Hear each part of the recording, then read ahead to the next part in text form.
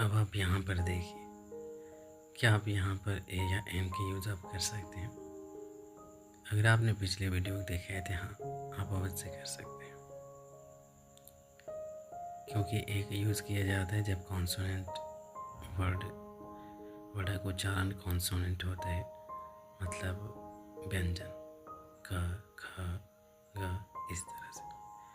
पर एन का उच्चारण माने ए का यूज़ जब वर्ड का उच्चारण स्वर होता है, वॉवेल होता है, आ, इस तरह से। तो देखिए क्या यहाँ पर अब आप ए और एन का यूज़ कर सकते हैं। निक हैज़ बिग नोज, तो इसका क्या होगा? Nick has a big nose, ब भी कॉन्सोनेंट है। Can I have Khalistan cup of tea, cup का कॉन्सोनेंट है a. Can I have a cup of tea. My new T shirt has yellow print, यहाँ पर क्या रहेगा? यह consonant a, a. My new T shirt has a yellow print. A cat has whiskers, का consonant व्यंजन, a cat has whiskers। Andy and Tony have a day off, A और N, D माने day, ड consonant व्यंजन, a day off, मतलब a. Nell has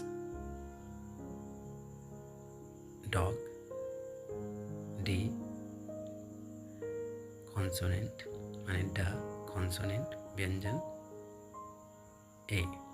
nail has a dog, a का use करेंगे। I need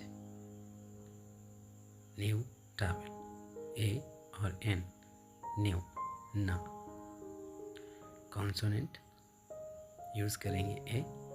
I need a new travel.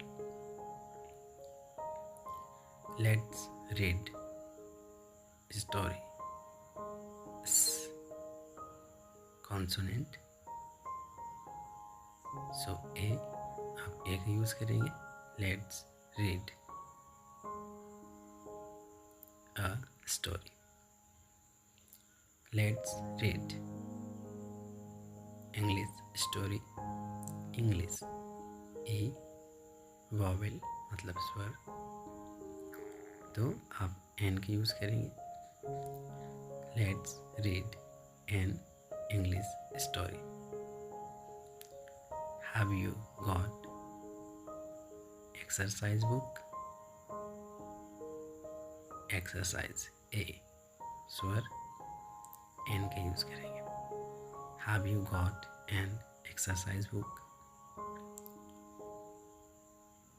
My father is doctor, doctor ड व्यंजन ए का यूज करेंगे।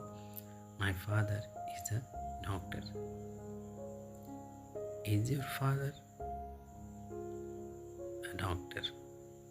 ड व्यंजन, is your father a doctor too? 13. I don't want cake, का व्यंजन कॉन्सोनेंट ए का यूज करेंगे। I don't want a cake। 14. I have never been in airplane, airplane a, स्वर उच्चारण स्वर है यूज़ करेंगे an. I have never been in an aeroplane, sorry airplane. I have got a big set. व्यंजन तो आपने use किया, आप यूज़ करेंगे ए. I have got a big set.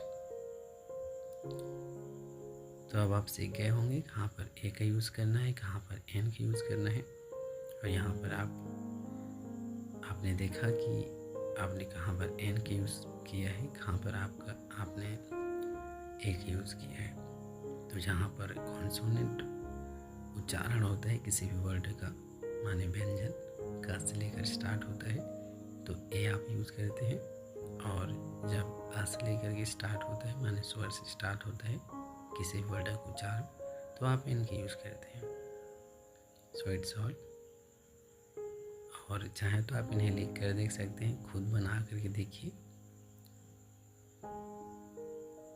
तो अब आपने ए और एन का यूज़ आपने सीख लिए हैं. आने वाले वीडियो में आप द की प्रैक्टिस करेंगे. ओके. और ये इम्पॉर्टेंट है, ए एन द का यूज़ आता ही है और ये आपको जानना ही चाहिए. तो इसलिए इनको आप खुद बना करके देखिए, खुद समझिए, श्योर होइए कि आपने समझ लिया है. So it's all. Thank you. मिलते हैं अगली वीडियो में, तब तक अपना ख्याल जरूर रखिए.